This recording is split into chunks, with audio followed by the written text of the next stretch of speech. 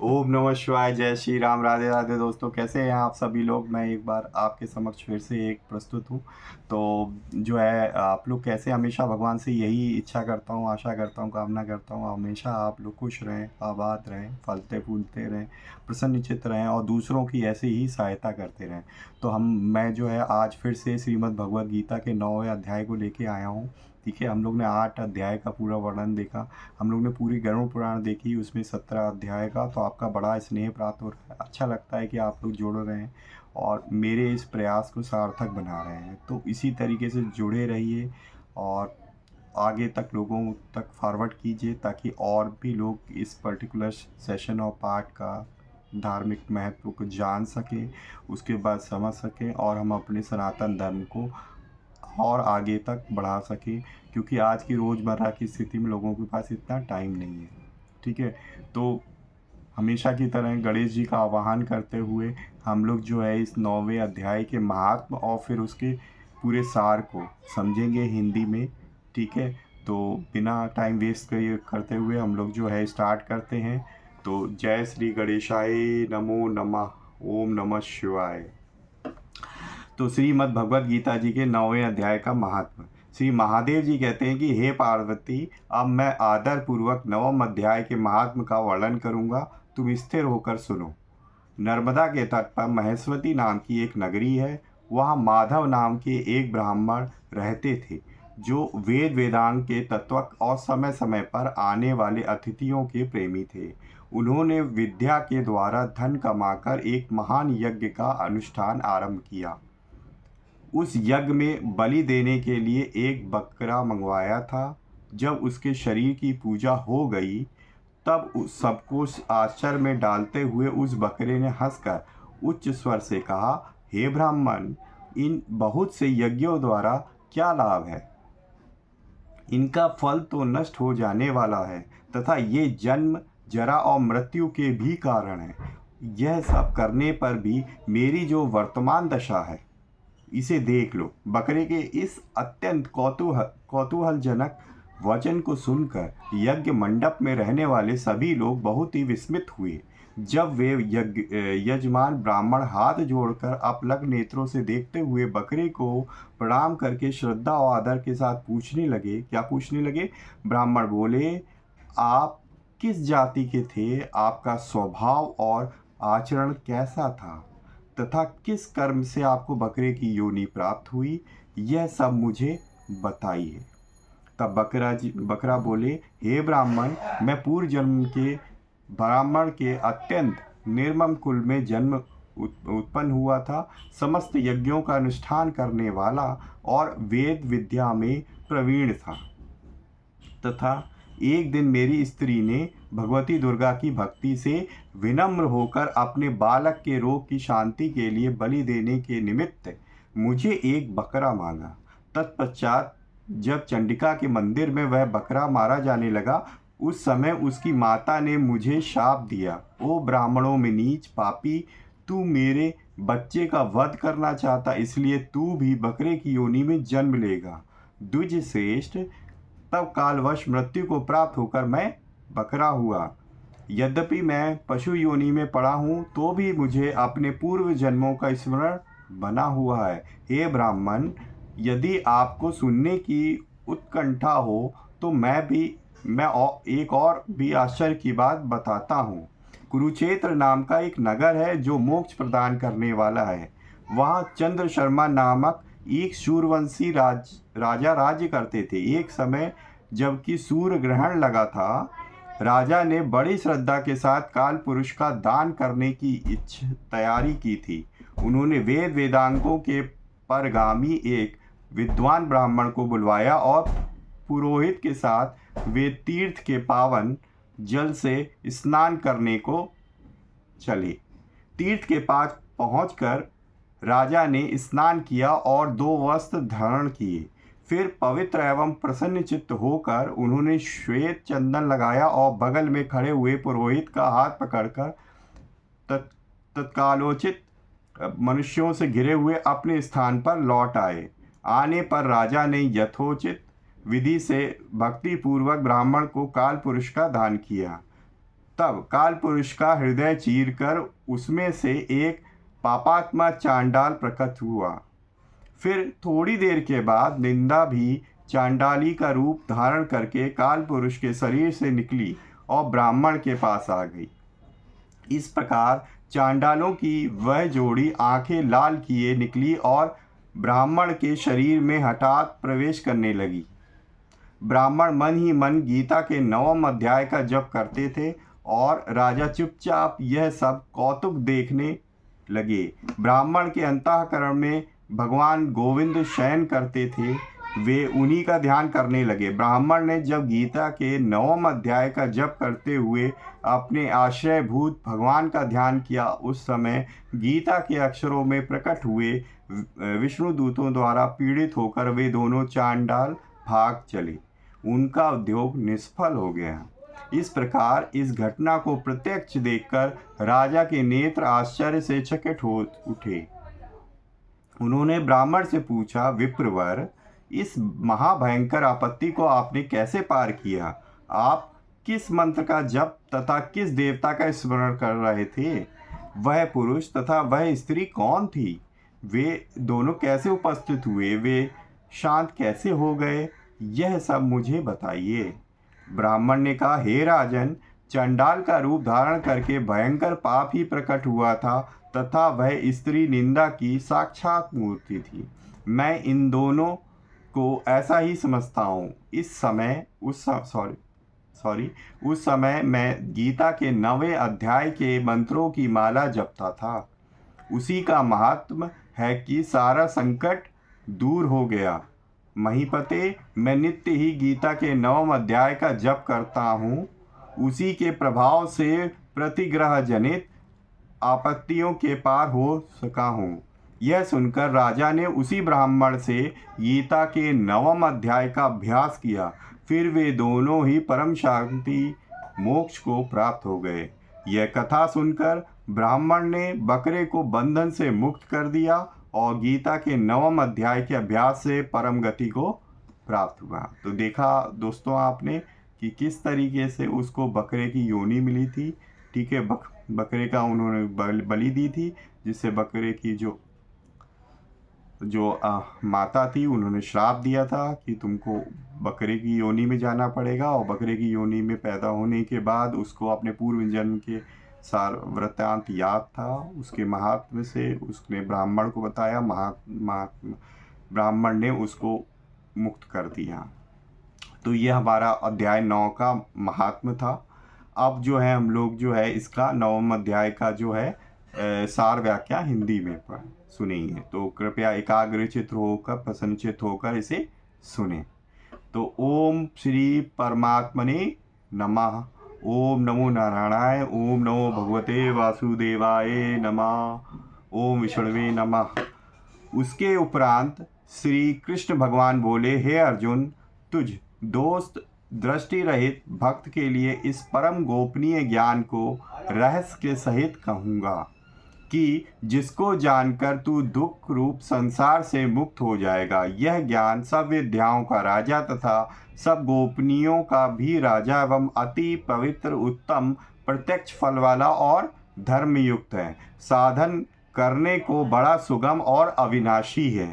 हे परम तप, इस तत्व ज्ञान रूप धर्म में श्रद्धा रहित पुरुष मेरे को ना प्राप्त होकर मृत्यु रूप संसार चक्र में भ्रमण करते हैं। हे अर्जुन, मुझ सच्चिदानंद घन परमात्मा से यह सब जगत जल से बर्फ के सदृश परिपूर्ण हैं और सब भूत मेरे अंतर्गत संकल्प के आधार स्थित है। इसलिए वास्तव में मैं उनमें स्थित नहीं हूँ और सब भूत मेरे में स्थित नहीं है, किंतु मेरी योग माया और प्रभाव को देख कि भूतों का धारण पोषण करने वाला, भूतों को उत्पन्न करने वाला भी मेरा आत्मा वास्तव में भूतों में स्थित नहीं है।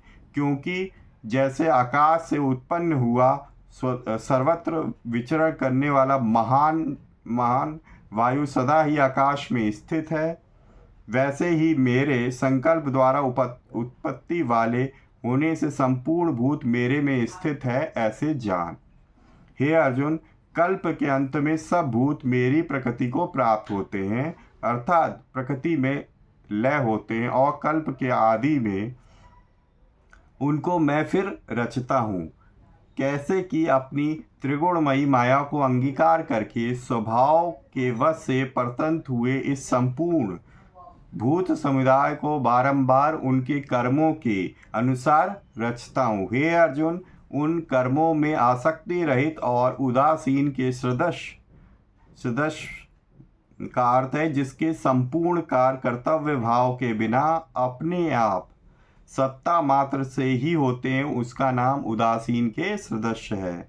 स्थित हुए परमात्मा को वे कर्म नहीं बांधते हैं। हे अर्जुन, मुझ अधिष्ठाता के सकाश से यह मेरी माया चराचर सहित सर्व जगत को रचती है, और इस ऊपर कहे हुए हेतु से ही यह संसार आवागमन रूप चक्र में घूमता। ऐसा होने पर भी संपूर्ण भूतों के महान ईश्वर रूप मेरे परम भाव को न जानने वाले मूढ़ लोग मनुष्य का शरीर धारण करने वाले मुझ परमात्मा को तुच्छ समझते हैं, अर्थात अपनी योग्य माया से संसार के उद्धार के लिए मनुष्य रूप में विचरते हुए साधारण मनुष्य मानते हैं, जो कि वृथा आशा, वृथा कर्म और वृथा ज्ञान वाले अज्ञानी जन राक्षसों के और असुरों के जैसे मोहित करने वाले तामसी स्वभाव को ही धारण किए हुए हैं। परंतु हे कुंती पुत्र, दैवी प्रकृति के आश्रित हुए महात्मा जन हैं, वे तो मेरे को सब भूतों का सनातन कारण और नाश रहित अक्षर स्वरूप जानकर अनन्य मन से युक्त हुए और निरंतर भजते हैं।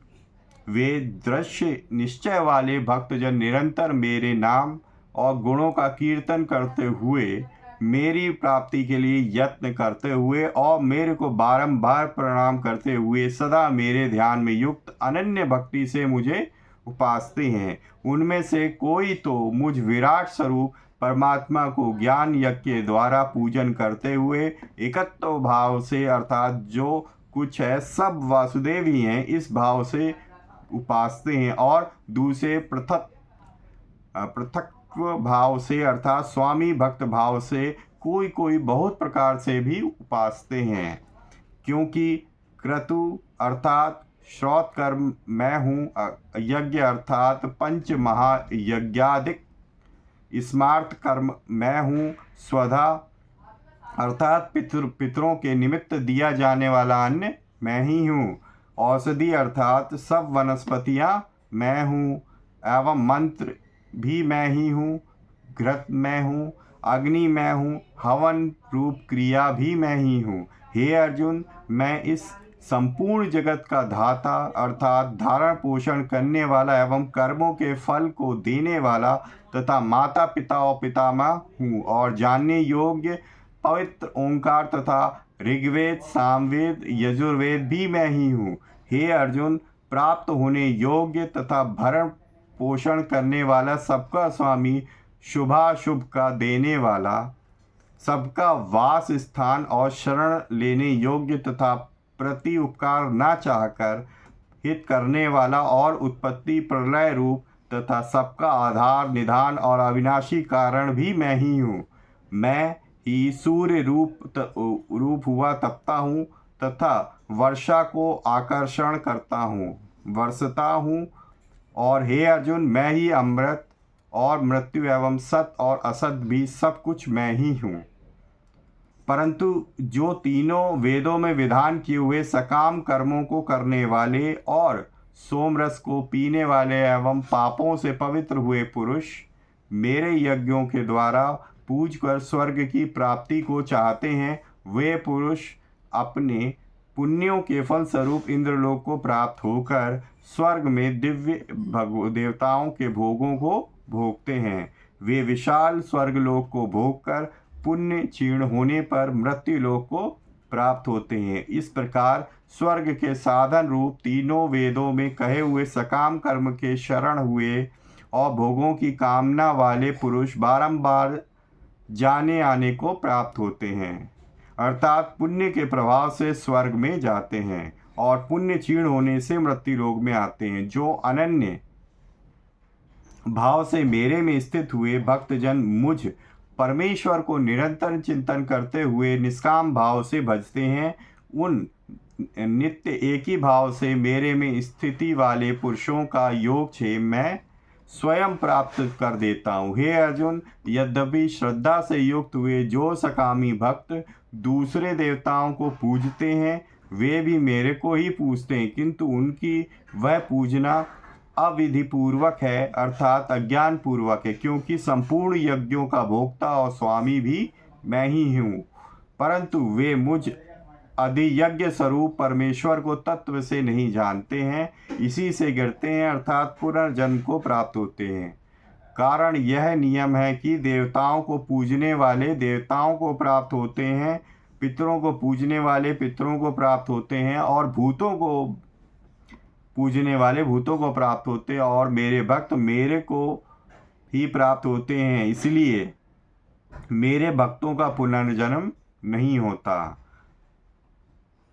हे अर्जुन, मेरे पूजन में यह सुगमता भी है कि पत्र पुष्प फल जल इत्यादि जो कोई भक्त मेरे लिए प्रेम से अर्पण करता है वह शुद्ध बुद्धि निष्काम प्रेमी भक्त का प्रेम पूर्वक अर्पण किया हुआ वह पुष्प पुष्पादिक में सगुण रूप से प्रकट होकर प्रीति सहित खाता हूँ। इसलिए हे अर्जुन, तू जो कुछ कर्म करता है और जो कुछ खाता है, जो कुछ हवन करता है, जो कुछ दान देता है, जो कुछ स्वधर्माचरण रूप तप करता है, वह सब मेरे अर्पण कर। इस प्रकार कर्मों के मेरे अर्पण करने रूप संन्यास योग से युक्त हुए मन वाला तू शुभाशुभ फल स्वरूप कर्म बंधन से मुक्त हो जाएगा और मुझसे मुक्त हुआ मेरे को ही प्राप्त होवेगा। यद्यपि मैं उन सब भूतों में संभाव से व्यापक हूँ, ना मेरा कोई अप्रिय है और ना मेरा कोई प्रिय है, परंतु जो भक्त मेरे को प्रेम से भजते हैं और मेरे में और मैं भी उनमें प्रत्यक्ष प्रकट हूँ। मेरी भक्ति का और भी प्रभाव सुन। यदि कोई अतिशय दुराचारी भी अनन्य भाव से मेरा भक्त हुआ मेरे को निरंतर भजता है वह साधु योग्य ही मानने योग्य है, क्योंकि वह यथार्थ निश्चय वाला है, अर्थात उसने भली प्रकार निश्चय कर लिया है कि परमेश्वर के भजन के समान अन्य कुछ भी नहीं है। इसलिए वह शीघ्र ही धर्मात्मा हो जाता है और सदा रहने वाली परम शांति को प्राप्त होता है। हे अर्जुन, तू निश्चय पूर्वक सत्य जान कि मेरा भक्त नष्ट नहीं होता, क्योंकि हे अर्जुन, स्त्री वैश्य और शूद्रादिक तथा पाप योनि वाले भी जो कोई होवे वे भी मेरे शरण होकर तो परम गति को ही प्राप्त होते हैं। फिर क्या कहना है कि पुण्यशील ब्राह्मण जन तथा राजर्षि धन भक्तजन परम गति को प्राप्त होते हैं। इसलिए तू सुख रहित और क्षण भंगुर इस मनुष्य शरीर को प्राप्त होकर निरंतर मेरा ही भजन कर, अर्थात मनुष्य शरीर बड़ा ही दुर्गम है परंतु नाशवान और सुख रहित, इसलिए काल का भरोसा ना करके तथा अज्ञान से सुख रूप भासने वाले विषय भोगों में ना फंसकर निरंतर मेरा ही भजन कर। केवल मुझ सच्चिदानंद घन वासुदेव परमात्मा में ही अनन्य प्रेम से नित्य निरंतर अचल मन वाला हो और मुझ परमेश्वर को ही श्रद्धा प्रेम सहित निष्काम भाव से नाम गुण और प्रभाव के श्रवण कीर्तन मनन और पठन पाठन द्वारा निरंतर भजने वाला हो तथा मुझ शंख चक्र गदा पद्म और किरीट कुंडल आदि भूषणों से युक्त पीतांबर वनमाला और कौस्तुभ मणिधारी विष्णु का मन वाणी और शरीर के द्वारा सर्वस्व अर्पण करके अतिशय श्रद्धा भक्ति और प्रेम से वियलता पूर्वक पूजन करने वाला हो और मुझ सर्वशक्तिमान विभूति बल ऐश्वर्य माधुर्य गंभीरता उदारता वात्सल्य और सुहृदता आदि गुणों से संपन्न सबके आश्रय रूप वासुदेव को विनय भाव पूर्वक भक्ति सहित साष्टांग दंडवत प्रणाम कर इस प्रकार मेरे शरण हुआ तू, आत्मा को मेरे ही एक ही भाव करके मेरे को ही प्राप्त होवेगा। इति श्रीमद् भगवद गीता रूपी उपनिषद एवं ब्रह्म विद्या तथा योग शास्त्र विषयक श्री कृष्ण अर्जुन के संवाद में राज विद्या राज गुह योग नामक यह 9वां अध्याय है। तो दोस्तों, ये था 9वें अध्याय का महात्मा और उसका हिंदी में सार, जो मैंने आपको कह सुनाया। आशा करता हूँ आप लोगों को अच्छा लगा होगा। तो मिलते हैं नेक्स्ट सेशन में 10वें अध्याय को लेकर। तब तक के लिए जय श्री राम।